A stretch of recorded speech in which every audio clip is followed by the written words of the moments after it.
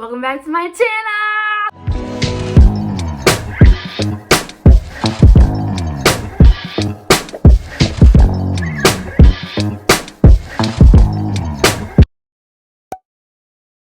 Disclaimer, everything said in this video is my opinion and how I feel about the subject. It's okay if you don't agree. I discuss body image issues and unhealthy eating habits. If you are sensitive on the topic, don't watch this video. Management. Social media. It's just a wonderful thing, isn't it? Almost everybody and their mama got at least one social media app. Whether they're blogging about the struggles of being a single mom in a 1-inch New York apartment, editing their photos in the filter Vivid Cool so their Instagram profile can look aesthetically pleasing, or shaking their rear end smack dab in the middle of a crosswalk to get millions of views on TikTok. Sounds tempting, I know. Tons of people become extremely successful on social media and even make a pretty darn good income. It can also be exceptionally helpful. I probably know how to do a quarter of the things I know how to do because I learned it from YouTube. I stay on TikTok for so long, I hear, "Hold it, you've been scrolling for way too long." Probably about 3 times a day. People are just too darn funny. It sounds wholesome, right? At least for some people. Bottom line, social media is ruining your life. It's ruining your self-esteem. It's ruining your physical and mental health. And it's ruining how we view people and how we wish to be viewed. I had to take a break from social media for a few months because I realized how it was affecting me. Now, I know everyone is different, but I'm speaking on me right now in this moment. I grew obsessed with unnatural looking bodies. More so bodies that just weren't mine and bodies that other people found attractive. It became apparent to me that I was more so the second one because every time I saw a thicker body, I wanted that body. Or every time I saw a smaller body, I wanted that body too. But the body had to fit the beauty standard. In other words, people needed to find it attractive. So if it were a thicker body, the midsection had to be snatched. And if it were a smaller, thinner body, the lower body had to be a bit thicker than the upper body. Basically, I was obsessed with hourglass and pear-shaped figures. If you don't know what I'm talking about, just imagine these images as bodies. Because that's what I saw the society deemed beautiful. I didn't know whether I wanted to be Miss Thickums or small, so I'd go back and forth in my head telling myself, buy a waist trainer and eat more. Or only eat 1 meal a day and do hours of cardio. Don't do that. And this is the thing that blows me the most. It even affected how I viewed other people's bodies. I would think natural bodies weren't beautiful. I tried too hard to look like something that I'm not. I disliked my body so much because I thought other people wouldn't like it. Now enough about the body issues. After I deleted my socials, your girl forgot how to dress. I'm not saying I could dress before, but I mean, I didn't have Pinterest to look up cute outfit ideas anymore. This let me know that I was so heavily influenced by social media that I wanted to dress like everyone else. I wanted to dress just like the baddies I saw on Instagram and subscriptions in my Snapchat. Yes, I'm subscribed to people on Snapchat. I have no shame. I had no style, and if I did, it wasn't mine. I didn't know and still don't know how to dress. And my hair?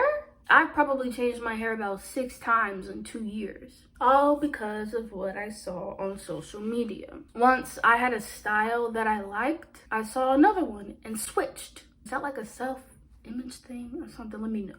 The point is, I was trying to make myself look like someone who was pleasing to the standards of society. And it was mentally draining. In case you are wondering, I'm a little bit better now. Not 100%, life's a journey. Okay, now less about me. Social media is toxic. And here are some reasons why. Number 1, people just love giving their opinion. There is nothing wrong with sharing your thoughts, and everybody is entitled to their own. But there is a such thing as human decency, and I'm convinced don't nobody know what that is. People will leave nasty, hateful, rude comments on their videos or pics when people are just trying to have fun and enjoy life. It's unnecessary. And the people who are leaving those hateful comments could only say that junk behind the screen, but I won't get into that. It's not just you giving your opinion anymore. You're straight up being mean. And if a person shows emotion from hate comments, it makes them weak and sensitive. Excuse my grammarly, but nobody has no business invalidating somebody else's feelings. You are not them, and this isn't about you. 9 times out of 10, you've got some issues you got going on that you fighting in the dark and you won't tell nobody. Because misery sure do love company. Number 2, the algorithm is setting you up. Basically, social media algorithm sorts your feed based on relevancy. You can search lions or click on an ad for open-toed socks, and it'll be on your feed the same exact day, and you'll be like, didn't I do? If the content you put out doesn't do well, it's basically saying you're a failure and people don't like you. You're not funny, you're not pretty, you can't dance, you're bad at lip syncing. You suck at all these things because you didn't pop up in somebody's recommended. You're not a failure. You are funny, you are pretty, you can dance, and you're an amazing lip syncer. Number 3, you start to care way too much about what other people think. We post things on social media usually to get interactions from other people. You post pics to get likes and videos to get views from other people. You get a little sad when no one likes your content, huh? So you switch it up. You post something that you think will do better than the first. Something that will blow up on TikTok overnight. But it doesn't. That does something to you, doesn't it? Essentially, the likes are other people's validation and the views are their interest. You're literally posting to see if people like you. Say your vid did blow up. You get thousands of comments. Some are hard eyes, others are old grandpas, but a few are suggestions and requests. Do you fulfill? If, the request is not big, yeah, sure, I'll do it. What if it's something you're not comfortable doing? Will you fulfill? Will you stay true to yourself? What if the person threatens to unlike and unfollow? What will you do then? Fulfill? All I'm saying is I know there are people out there that will do some shameful things for a couple of likes.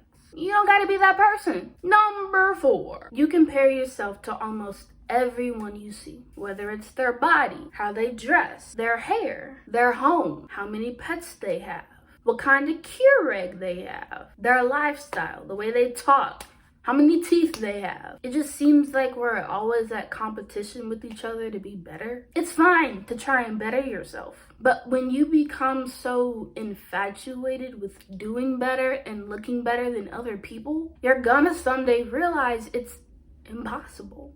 Unless you are God, there will always be somebody on this earth that has something or is something that you want. And when you spend time and money to be the best with no avail, it's OD. Looking at it from a different perspective, say you're somebody who doesn't try to be better than everybody else all the time. Great. But you are that person that sees what people have, realizes you don't have it, wants it, then falls into depression. And it's so hard not to compare yourself. I do it too all the time. It's about being happy and content with yourself. I'm not saying it's a bad thing to want to better yourself. Please do that. But when it's hurting you up here and not bringing you peace here, some gotta shake. Meaning a line needs to be drawn. If you're that person that constantly says, I wish I looked like that, you are fine the way you are. You look the way you do because God made you that way and you are fearfully and wonderfully made. And if you start to believe that and you post a picture on Snapchat and somebody slides up with something hateful to say, please don't believe it. The next time you see a beautiful somebody on your feed, please know that you are just as beautiful. No 2 bodies look exactly the same except for BBL bodies. If this video gets any views at all and people engage with it, I already know I'm gonna have that one comment, so I'll address it now. Social media itself isn't the problem. The issues that I stated in this video all depend on the people using social media. Lots of people enjoy it. Lots of people have a healthy relationship with it. It's not the platform's fault. I got depressed because I saw a body that I wanted to look like. That's why you should know what is healthy for you and what is not healthy for you. Not just that, but you need to do what is healthy for you and not do what is unhealthy for you.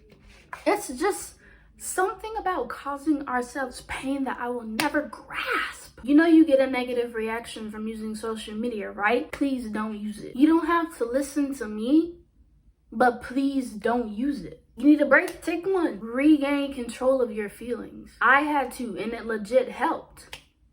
I mean, I guess it did for the time being. Be nice to yourself. especially when everybody else is booty. I don't know when it became normal to be so booty. Just because it's common does not mean we have to normalize it. Just be responsible for yourself. I titled the video, Why Social Media is Ruining Your Life, because it's top searched in this category of videos.